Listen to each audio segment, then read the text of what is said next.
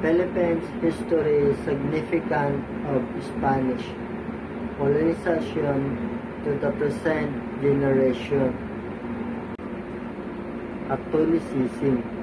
Catholicism, one of the most enduring legacies of Spanish colonization, is the widespread practice of Roman Catholicism.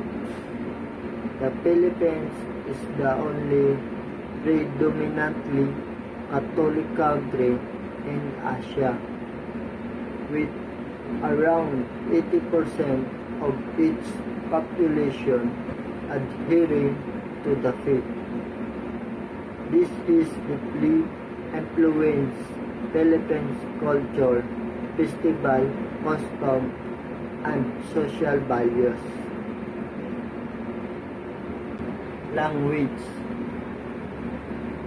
Spanish colonization introduced significant numbers of Spanish words into a Filipino language, particularly Tagalog.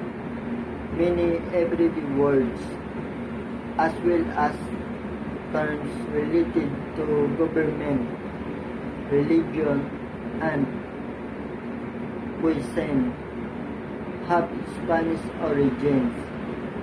The influence of Spanish is also evident in Filipino surnames and place names. Festival and traditions. Many traditional festivals such as Sinulog, Ate-Atian, and Pahiyas have their root in Catholic feast days and Spanish customs. Education and literature.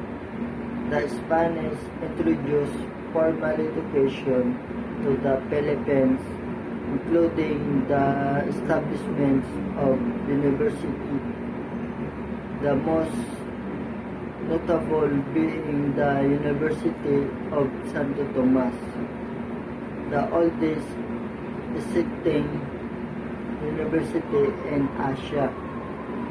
Spanish colonization also inspired the development of Filipino literature, with notable works like Jose Rizal, Noli Me Tangere, and El Filibusterismo, which inspired the nationalist movement. Architecture and urban planning.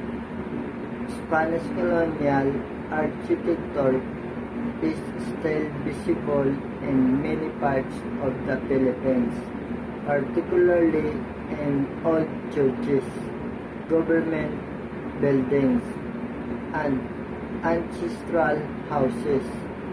The layout of many towns and cities, with a central plaza, church, and municipal hall, follows the traditional Spanish colonial town plan.